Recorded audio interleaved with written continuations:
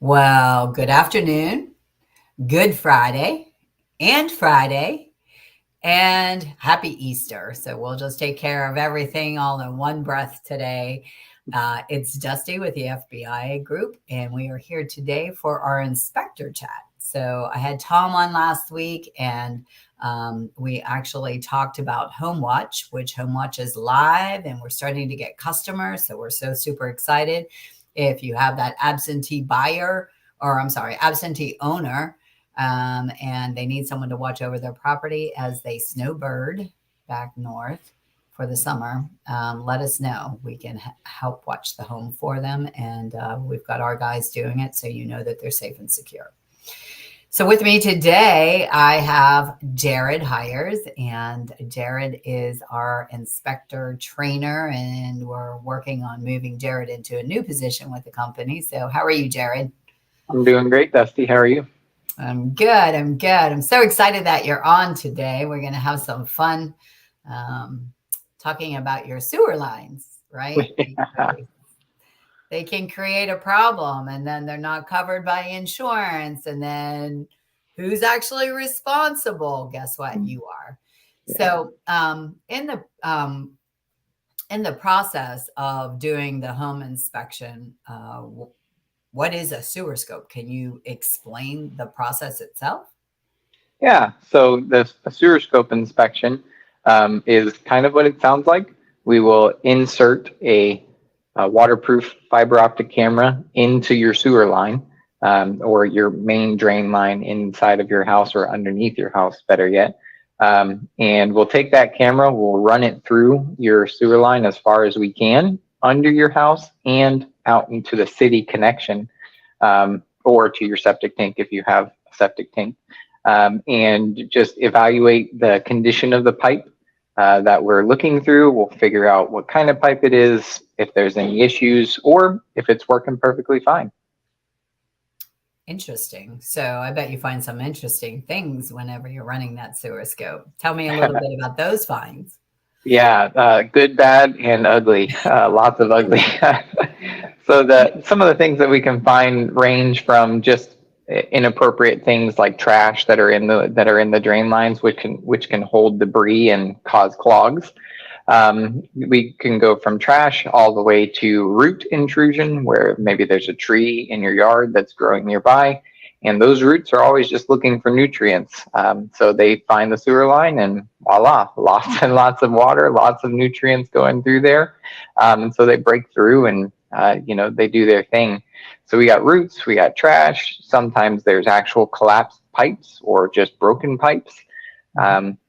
And everything in between, all the way to pipes that were once this big that are now this big because it's just been gunked up over the years with calcium or rust. And we can find some pretty fun stuff.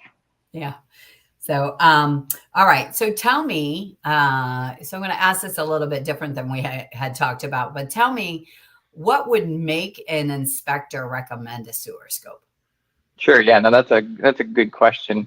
So there's a couple of different things that, as an inspector, when I'm walking up to a house or even evaluating the house the night before, doing our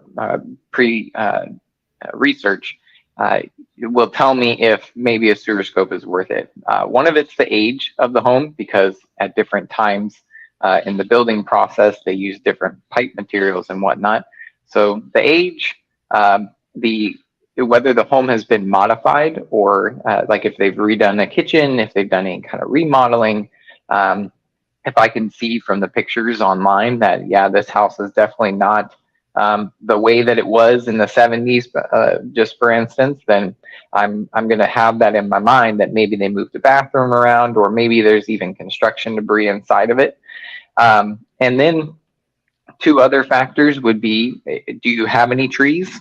If you do have trees, then like I said earlier, tree roots are always trying to find nutrients, and depending on where and what kind of tree it is, you have a higher likelihood of those roots coming in.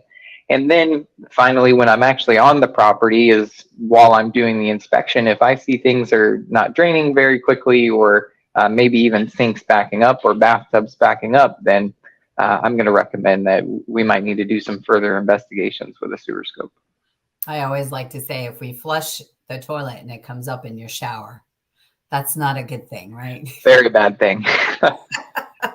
Might be an indicator that we might have something going on with the sewer line. Yes, definitely. All right. So are we currently hiring out, or are our inspectors able to complete those? Actually, all of our inspectors at the FBI group can complete that inspection for you. They're all highly trained. They all have good experience with it, whether they like the experience or not. They can all get that done for you at the same time as all of our other inspections. Okay.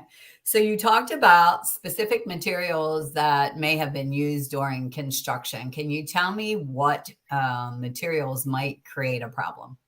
Yeah, so the number one material that is kind of our biggest red flag would be cast iron waste plumbing.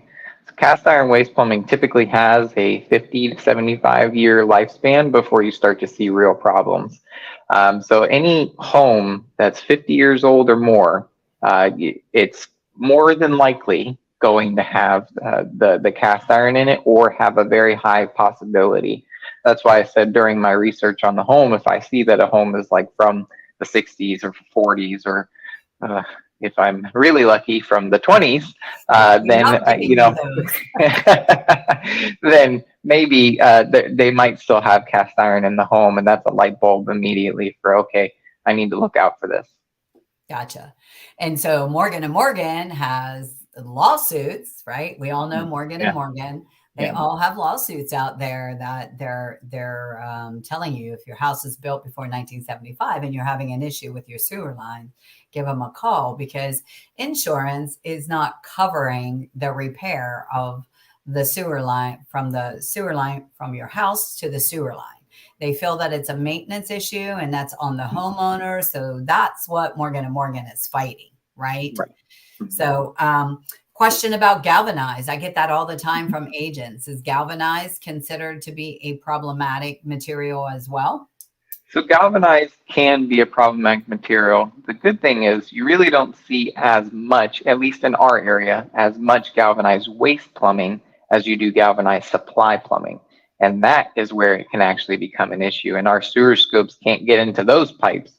But the galvanized supply pipes do actually rust from the inside out, just like cast iron. So like I said, the pipe might have been this size, but over the 50 years, it's come down to this size because of the rust and whatnot. So even if we see galvanized steel waste plumbing, that can have the same effects that the cast iron pipe has as well. Okay. All right. All right. So, how do you access the sewer lines? What are the entry points in a home that were permitted to do? Yeah. So for the FBI group, we can go through one of two areas. One is through your roof stack, so the little pipes that come out of your shingle or tile or metal roofs. If the roof is safe and we can safely do the inspection from the roof stack, then that's one of the areas that we'll go through. And the much more comfortable way for us is going through what's called a sewer cleanout. Now, all modern homes have sewer cleanouts around the outside of the home. Every certain amount of feet, you have to have some form of accessibility. And so the sewer cleanouts are typically where we like to go through because we don't have to climb up on the ladder with the equipment and all that stuff. Much easier to access. And that way you can go under the house and then again out to the street or sewer system.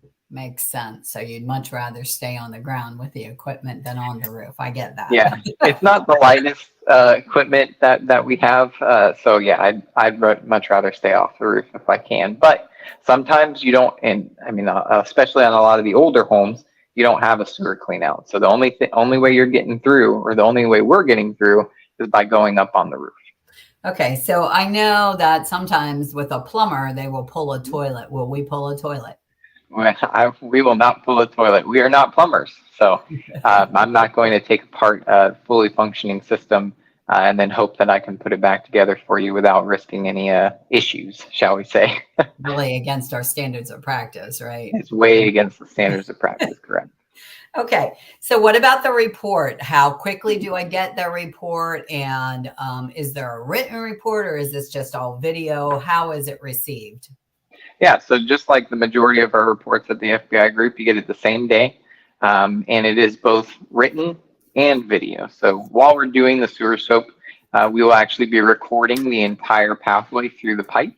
And so we'll be able to review it when we get home, as well as be able to provide it to the actual client with the entire video. Now, it's not the most invigorating video that you've ever seen online, but it is very informative, especially if we find issues. It's very good for you to have that video so that you can then give it to the plumber, who might have to be the one that comes out and fixes whatever issue that we might have found for you.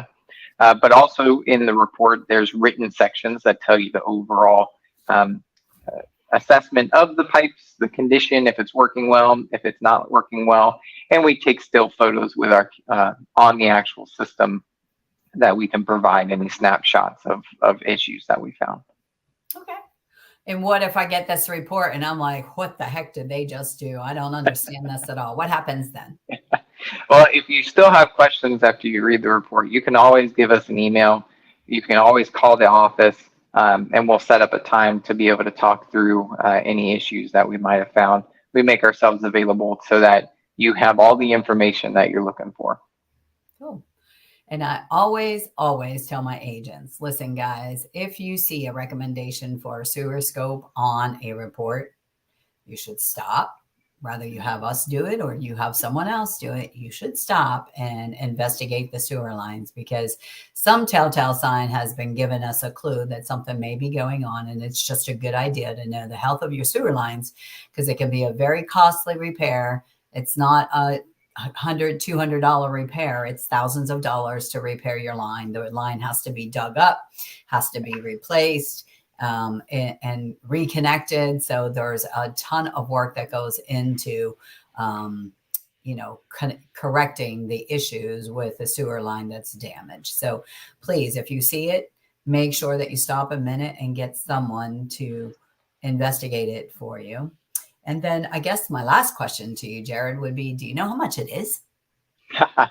Yeah, so with the FBI group, if we're actually on site doing an inspection for you, it's only $350 to do the sewer scope, which is pennies, like you were just saying, compared to the repairs that might have to be done. Just as a personal story, my home, only 5 years old, they did some utility work in our front yard, and it turns out that they actually pierced our pipe with their pneumatic drill to run their fiber optic lines through. So we had a backup into our house, and we didn't know why. Once we did the sewer scope, we were able to see, oh, there's a bright orange conduit going through my PVC pipe. That's not supposed to be there. So yeah, had we not had that done and more damage could have been done to the house, who knows how expensive that could have gotten. Sure. Can you imagine, say you'd been on vacation, you come home and your house is flooded. Holy smokes. Yeah, that would not be any fun. So is there anything else you think that we missed talking about sewer scopes that you would like to mention? Yeah, well, one of the things that people don't think about is actually whenever your home is just built, new construction homes, doing sewer scopes on them is actually very wise.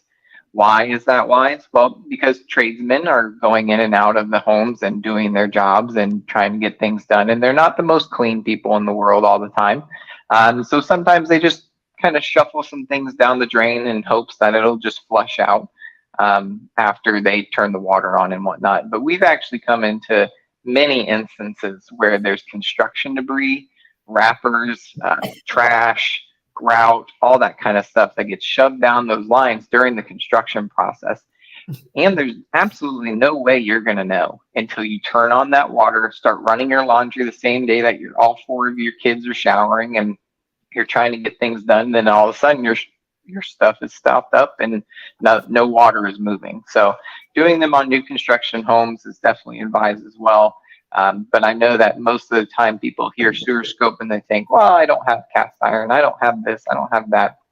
Really, any age of a home, depending on its condition, it's always worth it, in my opinion.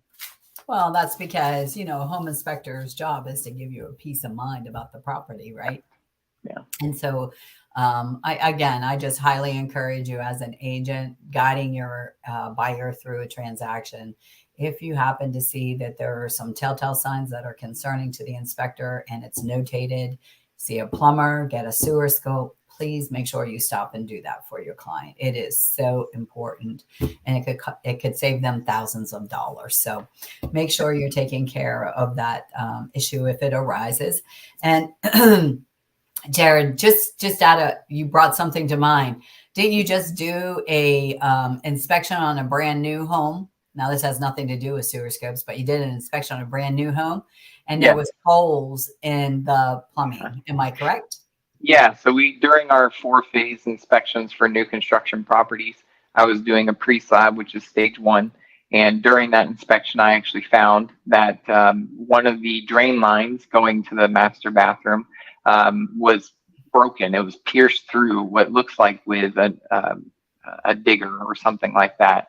And there were just 2 gaping holes in this pipe, and had no one caught it, and they poured the slab over that puppy and then tried to turn the water on, that's connecting right to the toilet. That stuff's not going to go very far. It's going to be spilling out underneath the slab. It's going to cause backups. It's just going to be a horrible time. So thankfully, we were able to catch that early, and they were able to replace it before they poured the slab. So yeah, you never know with new construction, unfortunately. So 2 points there, right? One, you were mentioning how to use a sewer scope, when you're buying new construction, but also using a third-party inspector to oversee the build is critical to the success of a successful build in today's market. So I just thought of that as you were talking about new builds. I thought you should share that as well. So thank you so much for joining us today. Jared, thanks for being here. And we are going to be back next week. And I'm hoping that I've got Choice Home Warranty coming with us. I'm still trying to confirm that. So we've got an announcement to make there. And so join us next Friday at noon, and we'll say bye-bye.